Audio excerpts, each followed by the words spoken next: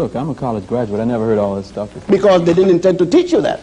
They can't tell you that you're inferior and teach you that you taught Europe. The first Europeans to be civilized by the Africans were the Greeks. When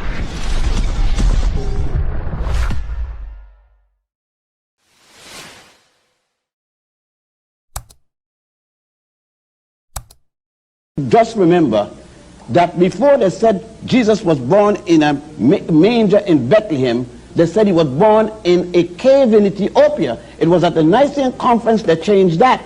Let's go further. Wait a minute, let me be sure I'm following you now. You're saying that the birth of Christ as we know it is not accurate. It's a farce. It was only You realize what you're saying? a farce, a lie. You know what a lie is? A lie is a lie.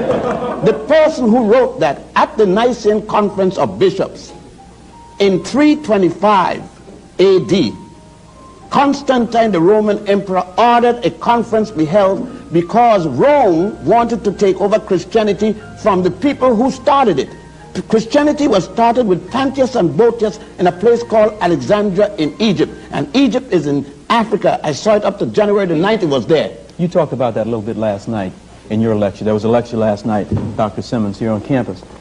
You talked about the separation of people don't want us to see Egypt as part of Africa. You talked about the historical thing about blacks being in Egypt as well. Yes, what I did last night. I don't want to get away from the other point. I just trigger things in my mind. Let's deal with it. What happened is that I dealt last night with the fact that Herodotus, the institutions of higher learning, white institutions, considered the father of history.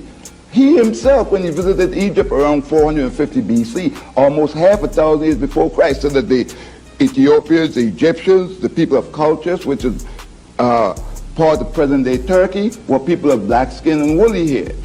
All right? And so I just want you to understand that the Egyptians we now see are conquerors, just like people who came here and took this land from the Indians, so that they're not indigenous to Africa, those who now rule Egypt. And Egypt is just as much a part of Africa as Birmingham or Alabama is part of the so-called United States. Let me just be clear on this. So what you're saying to me now is that the people that we see, Sadat and all those guys, are not true Egyptians?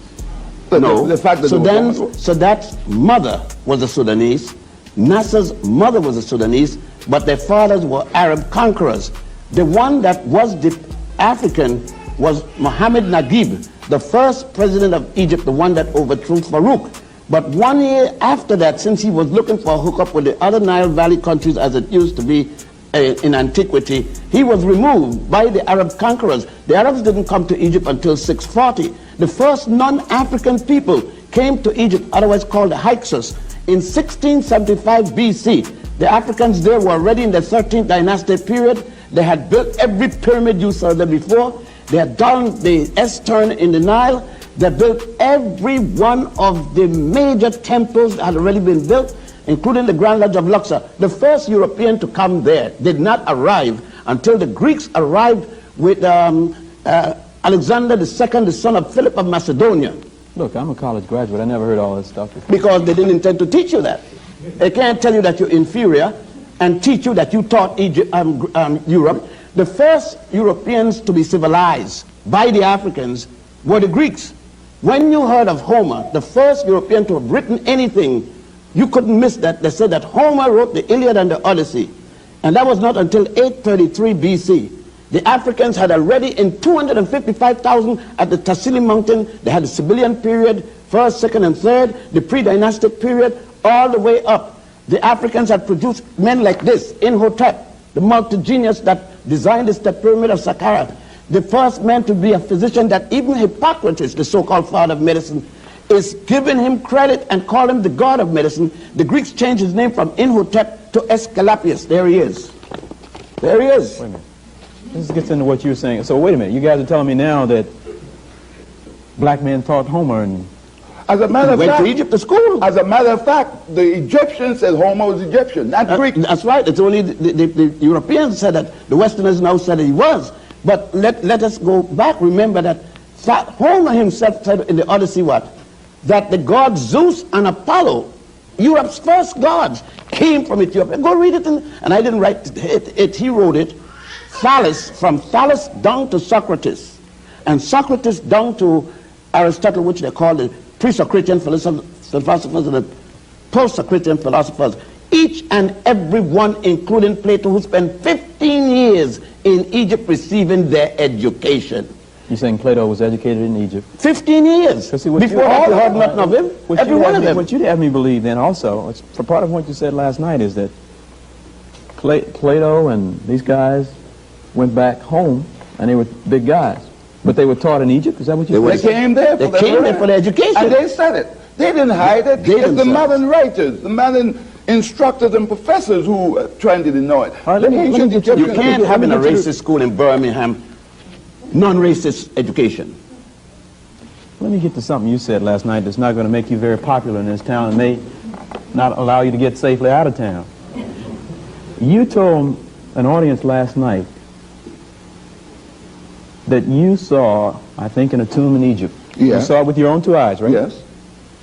You told me that Moses, there were more than 10 commandments. Moses just took 42.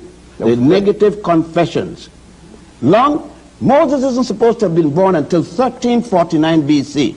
The Africans were already in the 18th dynastic period.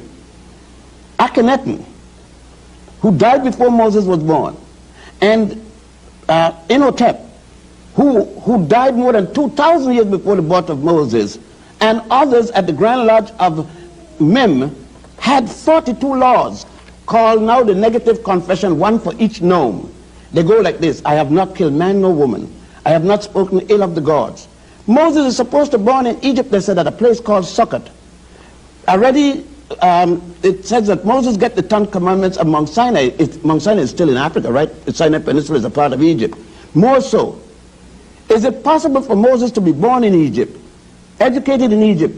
At age 85, he's still in Egypt, and he did not learn the negative confessions? Is it possible for you to go to school, born in the United States, go to kindergarten, elementary, junior high school, and college, and never heard of the United States Constitution? Then it would have been impossible for Moses, when everybody had to read the negative confession 5 times a day, for Moses not to have seen those 42 laws and extracted 10 of them, leave 32 more. Now, if you could go to the temple of Setaiwan at Abydos, to go to the tomb of Ramesses VI at the Valley of the Kings, go to the temple of Edfu, where you would, by the way, see the story of an immaculate conception and a virgin birth 4,100 years before the Mary and Jesus story.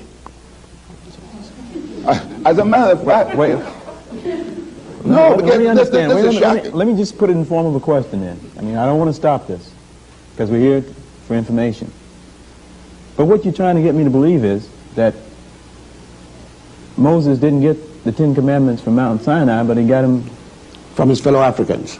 Moses was the high priest in Egypt, Egypt. a high priest of the Egyptians in Egypt. Then what was he teaching?